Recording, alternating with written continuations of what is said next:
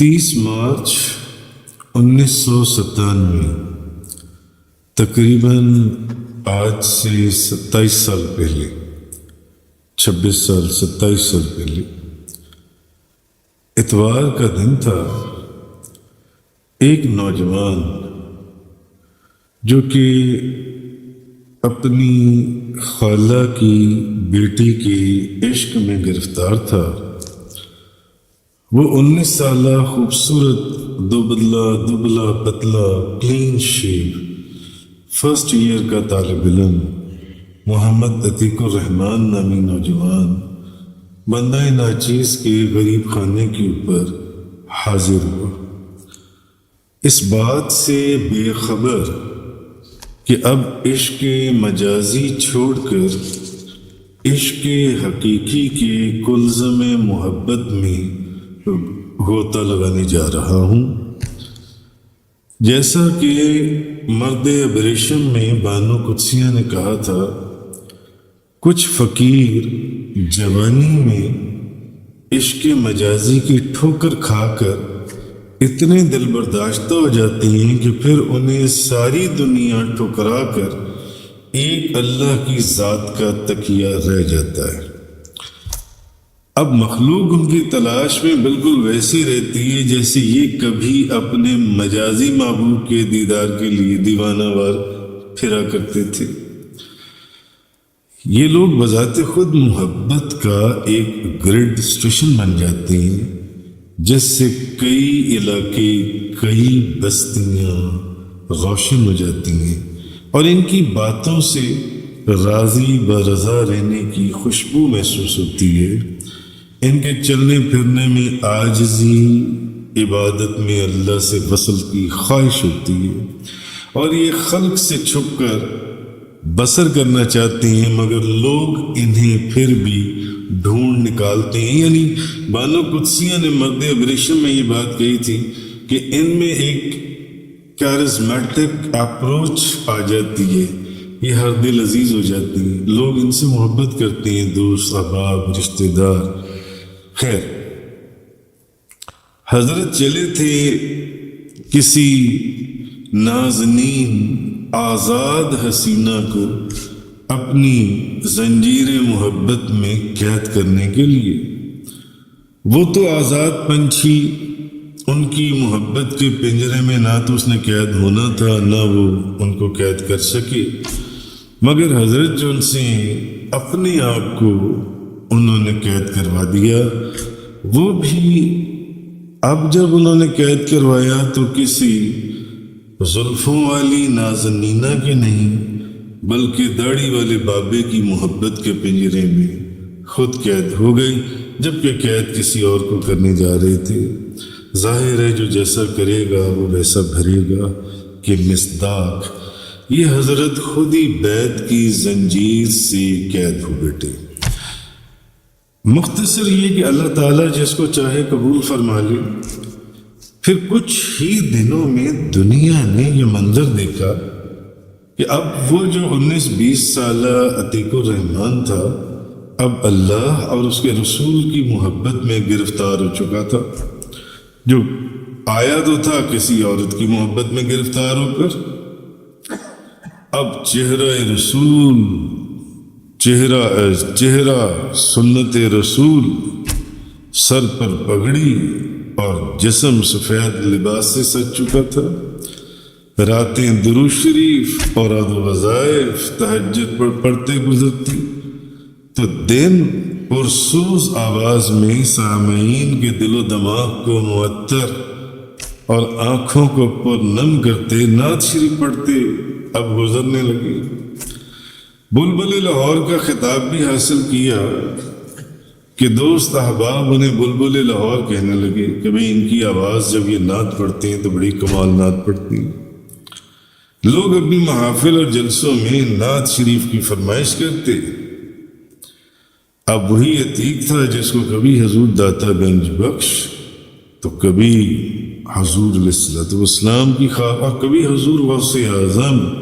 شیخ عبد القادر جیلانی رضی اللہ تعالیٰ عنہ کی خواب میں زیارت ہوتی، آپ زیارت سے مشرف فرماتے۔ بہرحال بات چونکہ حضور غوث اعظم کے احسانات کی چل رہی ہے، پچھلے 57 پیجز ابھی تک جو بیان ہوئے اس کتاب کے، وہ آپ حضور غوث اعظم کے احسانات کو مسلسل سنتے چلے آ رہے ہیں جو اس بندہ ناچیز اور اس آستانے سے وابستہ ہے۔ تو اس ضمن میں عرض کرتا چلوں کہ حضور غوث اعظم بندہ ناچیز کو عتیق کے ذریعے ایک اور بشارت عطا فرماتے ہیں۔ پیچھے آپ نے بے شمار بشارات اور ان کی زیارات اور شرف ملاقات کا ذکر سنا، جس کو میں عتیقی کی زبانی آپ کو بتاتا ہوں، جو میں نے اس کتاب کے اندر لکھا کہ 27 اپریل 2007، یعنی اب یہ واقعہ جو ہے یہ آج سے 16-17 سال پرانا ہے۔ 27 اپریل 2007 بروز بدھ عتیق صاحب کہتے ہیں کہ میں نے خواب میں دیکھا کہ میں اپنے پیر و مرشد یعنی آپ کے دائیں جانب کھڑا ہوں، اور میری ہاتھ میں ایک قلم ہے اور ایک رجسٹر ہے جس میں آپ کے فرمودات لکھ رہا ہوں، آپ جو فرماتے ہیں میں اس کو لکھ لیتا ہوں۔ تو اتنے میں سامنے سے حضور غوث اعظم شیخ عبد القادر جیلانی تشریف لاتے ہیں، اور آپ قبلہ پیر و مرشد کو، یہ عتیق لکھ رہا ہے، قبلہ پیر و مرشد کو دیکھتے ہوئے مجھے فرماتے ہیں جو ان کو پسند وہ مجھے بھی پسند۔ عتیق کو دیکھتے ہوئے فرماتے ہیں، بندہ ناچیز کو دیکھتے ہوئے عتیق کو فرماتے ہیں کہ جو ان کو پسند وہ مجھے بھی پسند۔ کہاں بادشاہ کی چوکھٹ پر بیٹھنے والا ایک کتا، اور کہاں دربار میں تخت پر بیٹھا ہوا بادشاہ، کہاں انتہا کی گہرائی اور کہاں نہ ختم ہونے والی وسعتوں کا سمندر، اور کہاں مجھ جیسا ایک حقیر قطرہ تڑپتے اور پھڑکتے دل کے ساتھ۔ اعلیٰ حضرت کا شعر، تجھ سے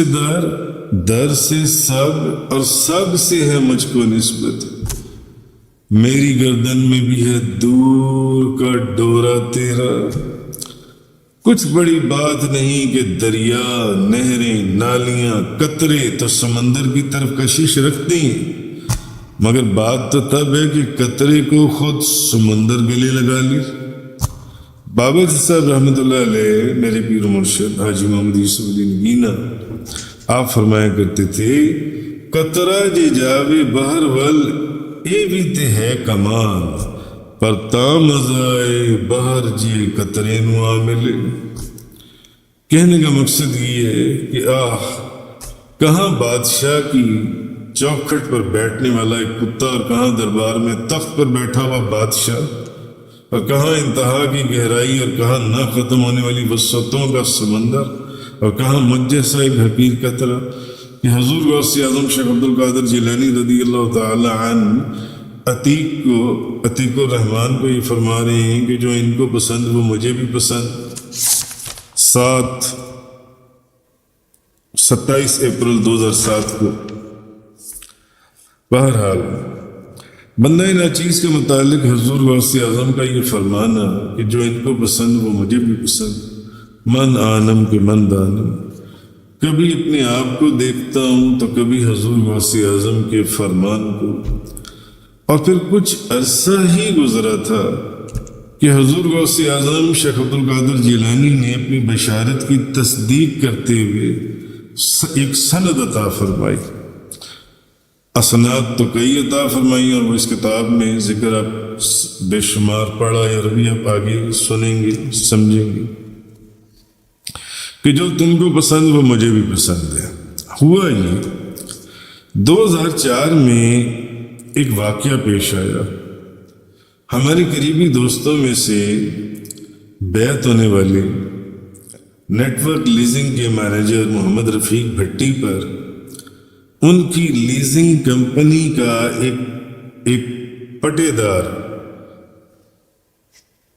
ایک ڈاکٹر صاحب نے ان کے اوپر ذاتی دشمنی کی بنا پر انہوں نے محمد رفیع کے اوپر 420 کا پرچہ جو ہے نا وہ درج کروا کر 2 جولائی 2008 میں ان کو حوالات میں بند کروا دیا۔ یہ ایک واقعہ پیش آیا کہ یہ جو رفیق صاحب تھے، یہ بندہ ناچیز سے بیعت ہوئے، یہ اس وقت ایک لیزنگ کمپنی کے مینیجر تھے، تو اسی کے جون سے ہیں وہ ایک بندہ جون سے تھا، اس نے ذاتی دشمنی میں اسی کمپنی کے اندر اس نے پھر ان کے اوپر ایک پرچہ درج کرایا اور ان کو جون سے حوالات میں بند کروا دیا۔ اب اس طرح کے جو مقدمات ہیں یا پرچی ہیں، ان کی ضمانت آسانی سے 1 دن کے اندر ہو جاتی ہے، مگر ایک عجیب معاملہ تھا کہ نامور بڑے بڑے وکیلوں کے باوجود جو کیے گئے، دوست احباب نے ایڑی چوٹی کا زور لگا دیا مگر ضمانت نہ ہوئی، رفیق صاحب کی ضمانت نہ ہو سکی۔ اب ہوتا کیا، کسی دن تو آج ضمانت ہو جائے گی ہر صورت میں، وکلا کہتے، مگر جج صاحب چھٹی پر چلے جاتے۔ اچھا جی، کل ہر صورت میں کوئی صورت ایسی ہے ہی نہیں کہ ضمانت نہیں ہوگی، اگلے دن اتوار کا دن آ جاتا، آج عدالتیں بند ہو گئی۔ اچھا جی، کل ہر صورت میں ضمانت ہو جائے گی، اگلے دن پتہ چلتا کہ آج وکلا نے ہڑتال کر دی، عدالتیں بند ہو گئیں۔ اچھا، جس دن عدالتیں کھلتی اور جج صاحب فائل کھولتے تو جج صاحب فائل پڑھنے کے بعد فرماتے کہ یہ تو میری عدالت کا کیس ہی نہیں، یہ تو فلانی عدالت کا کیس ہے، اس کو تو وہاں دائر ہونا چاہیے تھا، یہ دائر ہی غلط ہوا ہے۔ اب جب سب دوڑتے اس عدالت میں پہنچتے تو پتہ ہی چلتا کہ عدالت کا وقت ہی ختم ہو گیا، اب آپ اگلے دن تشریف لائیے۔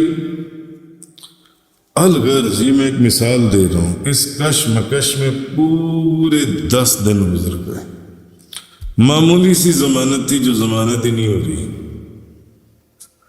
رفیق صاحب کے گھر والے رونا دھونا رو رہے ہیں، پریشان، میں بھی پریشان تھا، میں بذات خود پریشان تھا،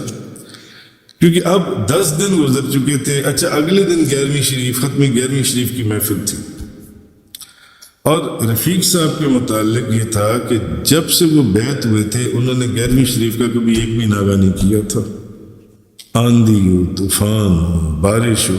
دن 10واں اور رات 11ویں، تو بزم شاہ جیلاں والے ہال میں جو محفل سجتی ہے جس کے پیچھے بڑے تفصیل سے ذکر ہوا،